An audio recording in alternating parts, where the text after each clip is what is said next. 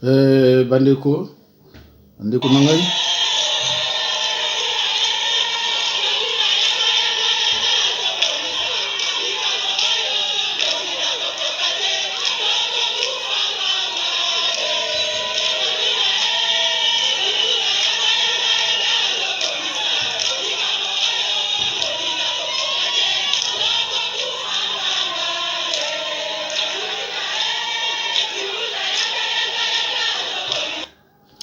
Bandeko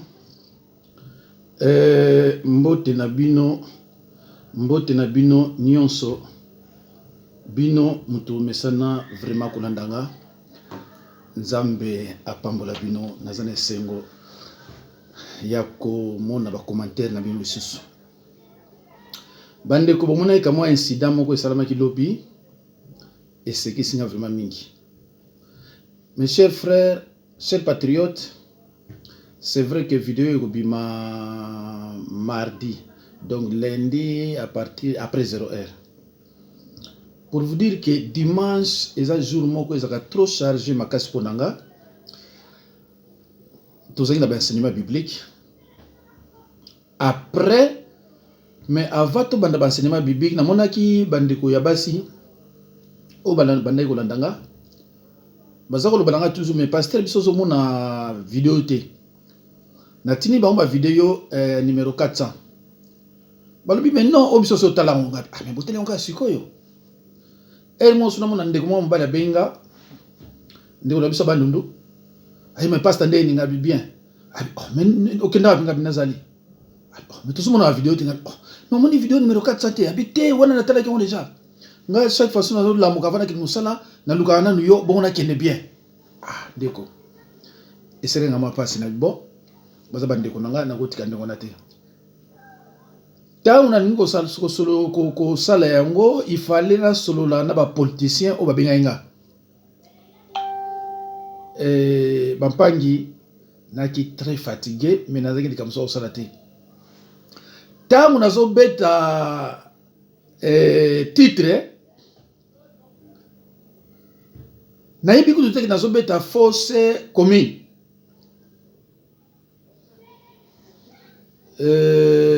Nazo beti na ngonde mwana ba idée ça pas mususu bon ben na sirisipé mende to télécharger ngo na kena kolala tangu na lamuki oh natande na komaki on a vu mais c'est quoi ça natala boy ba tu passer ba continuer na ba discussion abi bande ko za passer sikoyo bandeko oya biso baluba olibata la contenu makambo eza na kati ya message wana ah non ba bazango besoin te ah ba no commenter ndeko wana commenter albi soki ozocha titre na foye ba français albi epelé natala bona muri siku trois réponses ya batu ba répliquer ye pe sikoyo likola linga ko ridiculiser nga Nzambe pe a ridiculiser ye oli a koma vos messages a commis vos messages. Donc ngana ye ndenge moko mais bandeko ngamo na gravité na ibike tant to beta ka belé no za kebele ela kebele c'est pas pour la première fois na sala erreur ndengwana même na Nzambe na sala ka logo mo ah mona zumu na so yate tant na moni bato zo kolanda yango tant moni bato zo critiquer na bon na ko longo na ko le susté na tika ndengwana bon et continuer pour na longo ba commentaire ba tuté bandeko biso baluba oyo eza pasi na niveau nga nazana yango et na ndenge toteyaka nani akoyeba fausse te nani ayebi yango te toteyaka yango même na Job 33:14 so kiti ozo kunukuta yango tango toteyaka si un aveugle conduit un aveugle tolobaka baki na kokweyaka wapi. Mais vraiment bon ngai pesi na pasité pour mais na mona kami bato balandanga o balinganga ah vraiment ba sepela kité mais bozo ngo premier degré té eza bilo moyaka allo bandeko na pesi bino mbote bandeko nanga bino to mesa olandanga mbote na bino mbote oyo ekuta bino na ba santé ya malamu comme d'habitude. Ndenge Nzambe azobombaka biso bamoso bazokende mais biso zotikala vraiment foko kopesa ye lokumu.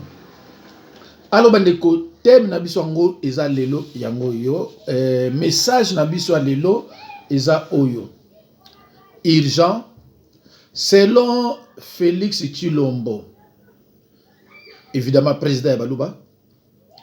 Nous sommes au point d'annuler la condamnation de mon confrère Vital Kamerhe parce que nous venons de constater qu'il y a eu une manigance du FCC et certains membres de ce parti ont corrompu les juges. Après les enquêtes, n'est-ce pas, la justice frappera ceux-là qui, mes chers patriotes, moi, à ma connaissance, Félix Tshisekedi n'a aucun pouvoir sur Kabila, Jeannette, Rouberois et autres. Ndeko, soki ekozala ndenge wana ekozala mawa. Ekozala mawa bandeko soki ekozala ndenge wana ke ba condamné na vidéo mona yebisaki bino yango. Bazo luka nani Tshilombo azana droit ya kosala e grâce mais na lobaki na bino ke mutu ba condamné ndenge wana grâce présidentielle ko ya lelo te. Mais boyoki ne na lobi Izabata FCC babandi za koluba na yeke non, il faut yoza na pouvoir wana, il faut ndeko état de droit oyo baza koluba Kabila muto yebisi bango balubaka état de droit mais état de droit ngo ekokanga bango ndeko bona ndama kona lubaka na zala likolo hélicoptère nazo mona ozo lekana se ekokanga bango bandeko na ngai. Alors, nazoluka eloko moko eza awate, il faut ezala awa. Bandeko, eza pasi na état de droit oyo. Vous savez, il y a une forme de corruption. Par exemple, quand on reçoit au Congo des rétro-commissions d'une affaire, sous d'autres cieux, c'est illégal. Mais au Congo, c'est légal.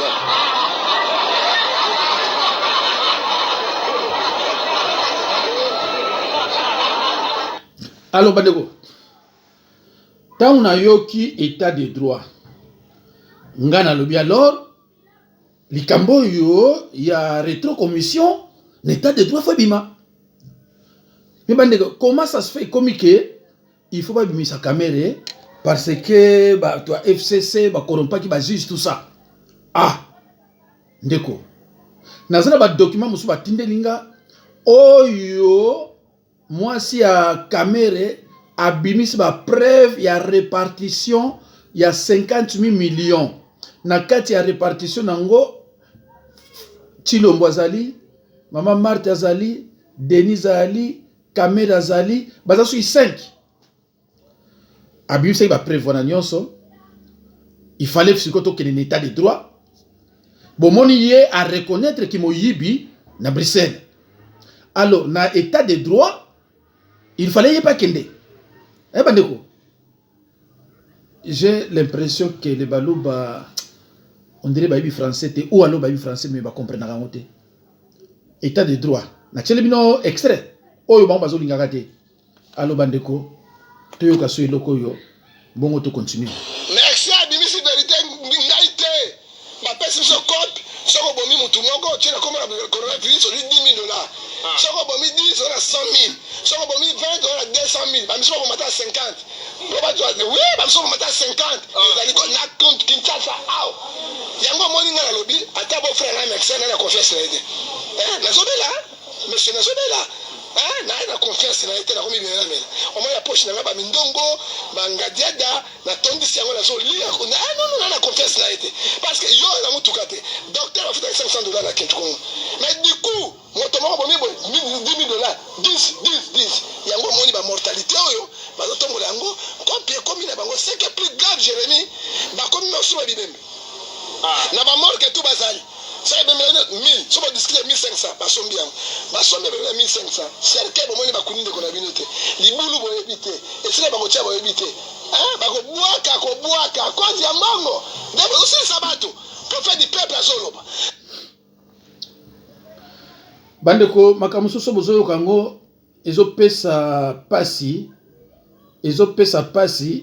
meto sala nini yango na bandeko mona ki eloko yo pardon binoso mona ki yango ta una yoka ki biloko na bi vraiment eza mawa alo totala susu.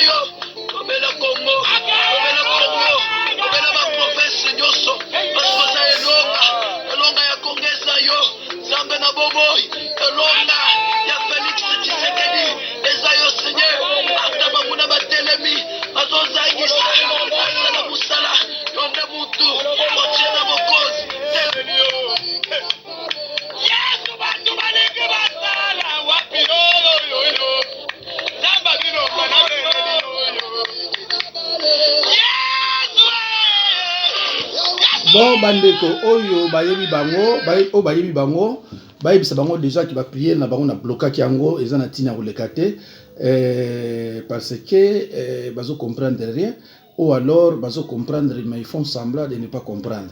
Voilà. Donc bandeko toyoka so oyo.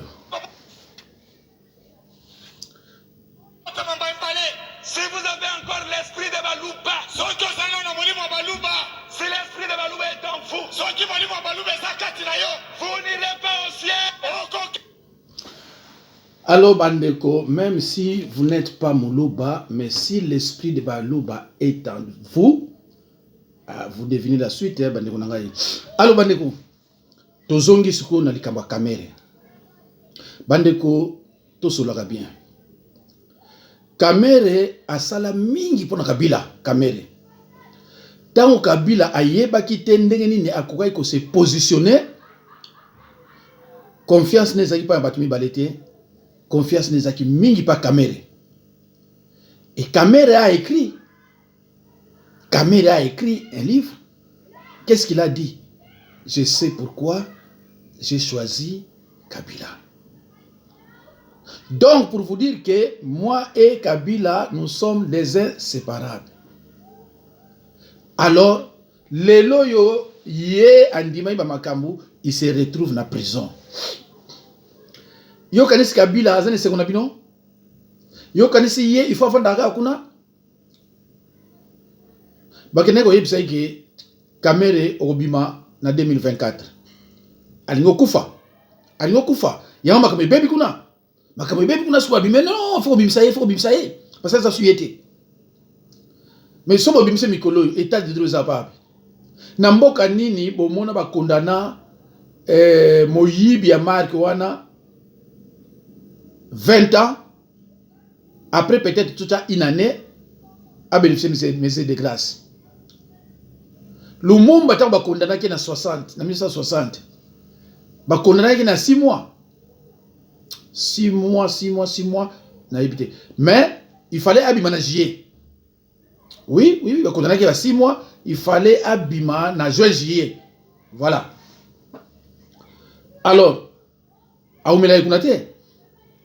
tant Kasavu alba que non so qui ya zatenga na ko lokola ezaki te ke ayiba parce que akota ki prison na ndenge mibale moko ezaki pona ki moyibi na vol mais yami balé ezaki pona incitation ya peuple po atomboka alors wana ba juge qui ont bien qu'il a raison faut que tikaye a ko assister awa na table ronde de so Kasavu ba telema pona likamwana te ne lumumba pende ya kité parce que bango ba konda ali na kati ya condamnation mais condamnation c'est qu'il y a 6 mois et puis tout ça qui n'est pas colonial et ça différent na oyoyo ba prévention so epimi camere hôtel na France ya ye na mwasi na ye ba transaction bongo ezalaki ezomonana e bongo kaka sikoyo di boya koloba ko alobi bien tikana tangi la bino lisusu message na biso selon Félix Tshilombo.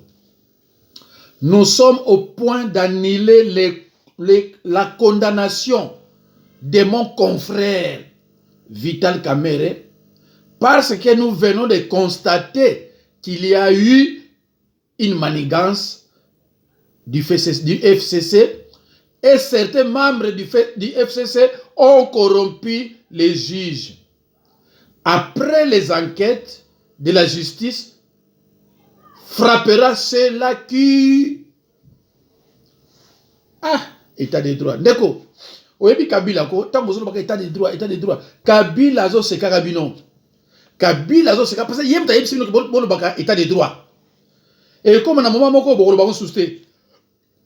Te bokolo bako souste. Bandeko botala.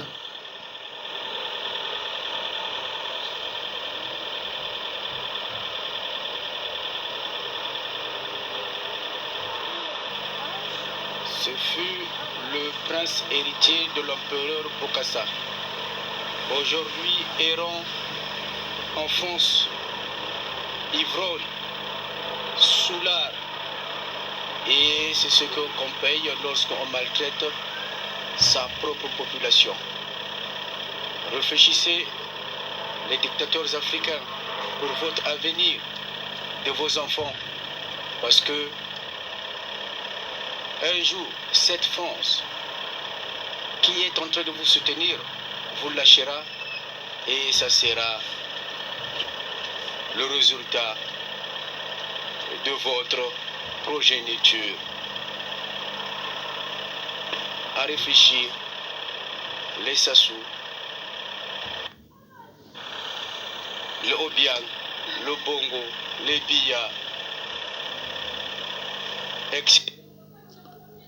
etc. Et oui, tous ces pays ici-bas.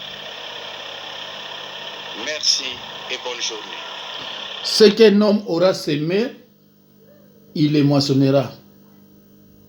Ce qu'un homme aura semé, il les moissonnera. Mes chers frères et sœurs, chers patriotes, attention, la semence, c'est la multiplication. Tangu yozo kona nguba moko, tangu ebimaka ba 20. Yangona bomonaka bana ya ba dictateur. Omona dictateur kufi, okuna zika, oyo abalate, oyo asala boye, eza multiplication ba oyo sala. Tshilombo na ba il faut tanga na nombre 14 et 18. Et solo ba bien, ba méchanceté na yo, ba iniquité na yo, bana no ba kofuta, ba koko na yo ba kofuta, ba koko ya ba koko na yo ba kofuta. Tala ba dictateur belé. Et ce qui la banque de nini. Zoa leçon, naze nemi na binote, mais on a zolo baka, ils ont poussé bino pour réfléchir. Nazo le bango pour nous ir binote, parce que nga moko za mboka nanga, naza 100% congolais. C'est vrai que nga ba kunda ba koto, parce que bango kuna na mboka wa marque nga zomo na wana te. Naza clair. Voilà. Ok.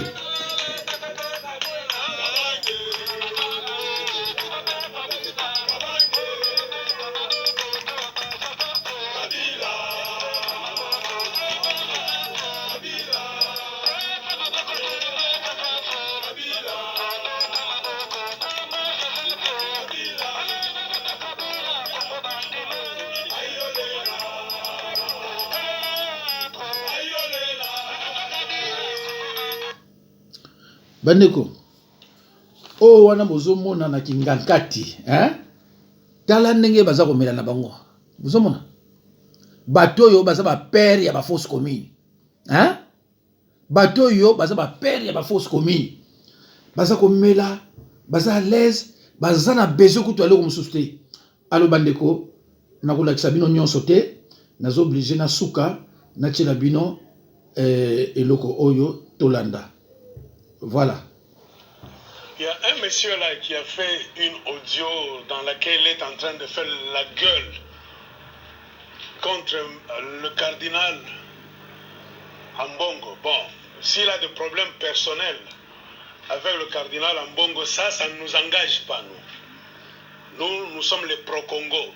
Nous parlons de la République démocratique du Congo et de ce qui est en train d'arriver au Congo pour l'instant, ce que nous voyons sur le terrain, ce que les politiciens sont en train de faire. Bon, ce monsieur-là a beaucoup parlé, il est entré dans la Bible, il a parlé d'Isaac, Ruth, tout ça. Nous, on n'est pas là. On sait que c'est ça la distraction que les Blancs vous ont amené pour justifier même le mal. Ce que vous parlez là-bas, Esaü, Jacob, ça c'est l'histoire des Juifs. Ce n'est pas la réalité congolaise, monsieur. Nous, ce qui est là, c'est le malheur que le peuple congolais est en train de vivre à cause de la tricherie de Félix Tshilombo qui a décidé d'aller manger à Kingakati, à la mangeoire, avec Joseph Kabila, pour bloquer le destin de tout un peuple, le peuple congolais. Et à l'occasion du 30 juin 2020, 60 ans d'indépendance, beaucoup d'autorités au Congo ont fait des discours, parmi lesquels le cardinal Ambongo. Selon nous, le pro-Congo, pas des tribalistes, nous voyons le Congo avant tout, c'est-à-dire l'intérêt supérieur, l'intérêt suprême du Congo. Le cardinal Ambongo n'a rien fait de mal. Il n'a fait que dire ce que tous les Congolais honnêtes disent tous les jours. Mais le traité d'animal, je ne sais quoi, tout ça, on sait c'est votre habitude.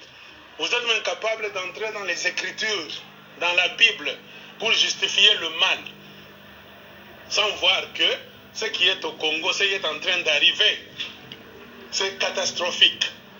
Il ne faut pas raconter des histoires, vous victimisez le tribalisme, la haine, non. Le mal est là. Le peuple congolais est en train de le vivre. Les Congolais ne sont pas des idiots. Les élections ont été là. Il fallait que Kabila, qui était le mal, que tous les Congolais disaient, donc c'est le mal, il fallait que Kabila parte, Joseph. Félix Tshisekedi est entré dans le deal de Kingakati avec Vital Kamerhe. Ils ont redonné des béquilles à Joseph Kabila. C'est ça l'essentiel qui préoccupe le peuple congolais. Aujourd'hui, le Congo est dans la merde. C'est de cela, monsieur, que tu dois nous dire. Tu dois parler de cela. Et Félix, aujourd'hui, il est là. Regardez, la deuxième année est là. Il ne parvient à rien faire. Pourquoi? Parce qu'il n'est pas président. Il n'a pas de pouvoir. On lui a donné seulement le titre pour que lui et sa famille puissent manger. Et les résultats, vous les avez vus sur le terrain. Ils n'ont fait que voler. Et tu ne parles pas de ça. Mon président, on touche à Fachi, ton président. Va au Kasaï si tu es Kassaïen. Regarde la vie au Kasaï à l'instant. Il y a la misère, le kwashorkor. Les gens vivent comme dans un autre siècle là-bas, 500 siècles passés. Ils n'ont rien. Mais Félix est là. Il n'a pas de pouvoir pour changer quoi que ce soit. Pas seulement chez vous au Kasaï, mais partout au Congo. Parce qu'il a accepté d'entrer dans un deal pour qu'il soit utilisé par ceux qui ont causé trop de mal, trop de méfaits au peuple congolais. Nous, on croyait que les Congolais, vous étiez intelligents, avec vos diplômes, vos doctorats, tout ça. C'est de cela que vous devez nous parler. Qui ne sait pas que Félix Tshisekedi a triché? Vous pouvez utiliser tout votre vocabulaire pour défendre cela. Monsieur, vous êtes cuit et Dieu n'aime pas ça. Félix a triché. Il a pris la place de son frère Martin Fayulu. Et maintenant, les choses sont en train de le compliquer. Il y a des gens qui meurent autour de Félix Tshisekedi. les gens de chez vous d'abord. C'est de cela que tu dois nous parler. Est-ce que c'est normal ça? Qui est en train de les tuer? Pourquoi sont-ils en train de mourir? Vous trouvez du plaisir à fermer les yeux contre ça et vous parlez, vous voulez seulement insulter quelqu'un, un cardinal, parce qu'il a dit la vérité qu'au Congo, on a la classe de politiciens le plus médiocre. Nous avons tous été bernés. Et maintenant, vous voyez ce qui est en train de se passer au Congo. Il y a 7 armées sur le territoire congolais, plus que les armées qui envahissaient le Congo. Quand Joseph Kabila, le mal, le mauvais, était au pouvoir, c'est de cela que vous devez nous parler. Rien ne marche. Le prix galope tous les jours. Le dollar est vraiment est en train de connaître un taux d'échange comme jamais dans l'histoire du Congo. C'est de cela, monsieur, que tu dois nous parler. L'histoire de Genève. Oh, Martin Fayoulou, les gens de Genève roulent pour les Blancs, les Occidentaux. Mais Félix Tshisekedi roule pour qui? Pour toi? Il roule pour qui? Pour Joseph Kabila, on le sait. Joseph Kabila, Kagame, Museveni, qui roule pour qui? Pour les Américains. Les multinationales, ce sont les multinationales de chez vous au Kasaï, les multinationales de Bas-Congo, ce sont les multinationales qui utilisent Félix Tshisekedi. Vous allez nous dire que ce sont les multinationales de Bangala, de Baswahili. Non, monsieur, parfois il faut savoir vous taire. Pourquoi vous avez cette mauvaise habitude qui n'existait pas avant, qui fait ce que si quelqu'un dit la vérité contre la traîtrise de Félix Tshisekedi, vous commencez à le traiter de tribaliste, de haineux, de jaloux, tout ça. Non, cette thèse ne passe plus. Vous faites recours à cette histoire quand vous n'avez rien à dire au peuple congolais, quand vous ne savez plus vous défendre. Seulement par fanatisme, vous voulez faire gober cette bêtise que Félix Tshisekedi a fait à tous les Congolais. Non, nous ne sommes pas quand même des enfants. Que fait Félix Tshisekedi à part voler? La famille de Félix Tshisekedi a déménagé. Ils sont au Katanga en train de voler. Ils sont entrés dans la danse du vol. Vital Kamerhe, du cash, s'il est en prison aujourd'hui, pourquoi? Parce qu'il faisait le bien? Non, c'est parce qu'il volait. Avec qui? Avec l'ordre de qui? Du même Félix Tshisekedi. C'est-à-dire que ce sont des voleurs. Félix Tshisekedi est là. Rien n'est fait. Rien n'est fait. Regardez vous-même, soyez francs. Parfois vous parlez, vous dites aux Congolais n'importe quoi. Vous-même vous dites que tout va bien, tout est en train de marcher. Vous n'êtes pas au Congo. Certains d'entre vous, vous êtes allés au Congo quand vous avez entendu que Félix Tshisekedi a été nommé par Kabila. C'est-à-dire vous allez commencer à manger. Vous avez fui. Vous êtes retourné au Canada, en Belgique, en France. Monsieur, il ne faut pas leurrer le Congolais avec des discours sordides, bizarres. Nous ne voulons plus de ça. Il ne faut pas faire entrer le Congolais dans des pièges machiavéliques pour faire taire le peuple congolais. Parce que maintenant, il y a le système. Si quelqu'un ouvre la bouche pour dire que Félix Tshisekedi c'est un traître, Félix Tshisekedi c'est un menteur, Félix Tshisekedi c'est un voleur, il devient automatiquement tribaliste, il devient automatiquement haineux. Et avec votre système qui fait que tout celui qui parle en mal de Félix Tshisekedi, qui critique Félix Tshisekedi, il n'est plus congolais. Ambongo n'est plus maintenant congolais. Comme Moïse Katumbi avait cessé d'être congolais aussi. Donc tout le monde cessera, tout celui qui ouvre la bouche pour dire que là il y a le mal. Félix a menti, a volé, a trahi. Il n'est plus maintenant congolais. C'est vous qui distribuez maintenant la nationalité congolaise à qui vous voulez. C'est la dictature. Monsieur qui a fait cet audio, tu devrais par contre avoir honte d'ouvrir même ta bouche. Quel mal le cardinal Ambongo a dit? Quel mal tout le monde dit? Tous ceux qui disent que le Congo va mal. Le Congo n'est pas dirigé. Le Congo est dans les mains des gangsters. Un club de la mafia. C'est ce qui est là. Et Félix Tshisekedi est mafioso. Pourquoi? Il a accepté d'aller travailler avec les mafiosi. S'il était honnête, il devait laisser les choses telles qu'elles étaient. Les Congolais savent que Félix n'a pas gagné ces élections. Vous voulez qu'on vous le dise combien de fois? Les preuves sont sur terrain. C'est Kabila qui manipule tout, qui chapeaute tout. Après 2 ans maintenant, bientôt, toi, monsieur qui fais l'audio, tu n'as pas encore vu ça. après les cadavres qui tombent au pied de Félix Tshisekedi qui ne fait rien, Félix Tshisekedi qui va au Rwanda là-bas se pencher sur donc les monuments là-bas du génocide de Rwandais, pendant qu'au Kasaï on a tué des gens, au bas Congo, Katanga, partout, dans l'est du Congo, il n'y a que des tombes, il n'y a que des fosses communes de Congolais.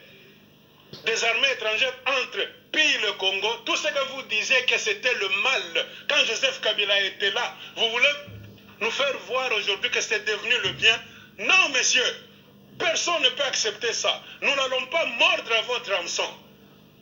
Si vous êtes maudits, restez vous-même avec cette malédiction-là. Dieu parle, tantôt d'une manière, tantôt d'une autre. Il a essayé, le Dieu là, vous êtes en train de dire Dieu, Dieu, Dieu. Il a essayé par tous les moyens de vous faire voir que votre frère, Félix Tshisekedi, ne contrôle rien. Mais jusque-là, après 2 ans, vous n'avez pas encore vu ça. Vous feriez mieux de vous taire. Félix Tshisekedi travaille pour les Blancs. Parce que ce sont toujours les multinationales qui continuent à prendre de l'or, du diamant, du coltan, cuivre, cobalt, comme c'était au temps de Kabila, Joseph Kabila, que vous disiez que c'était le mal du Congo. Il fallait que Joseph parte à la fin de 2018. Ton frère Félix Tshisekedi lui a donné des béquilles. Et tu as quand même le culot d'ouvrir la bouche pour nous balancer des divertissements là-bas, des distractions. Messieurs, sachez comment vous taire. Sachez comment vous taire. Parce que le vrai Dieu va vous frapper. Comme il est en train de frapper Félix Tshisekedi autour de lui, vous montrer des signes. Dieu parle tantôt d'une manière ou d'une autre. Il y a des signes. Qu'un Congolais qui se dit chrétien doit regarder et voir. Mais toi, tu fais semblant de ne pas voir ça. Laissez-nous les distractions là-bas de vous entre-attaquer. Oh, celui-là n'est pas congolais. Ça sont des distractions. Et vous êtes champion en ça. Vous êtes des maîtres dans la distraction. Le pays va mal.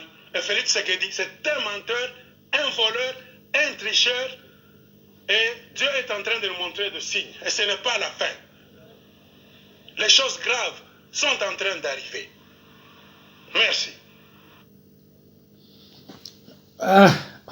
Bandeko, nayebi te so nakoloba so nini parce que boyoki so ngam tala lobaki yango alobi yango totala ta o bandeko. Là-bas au loin,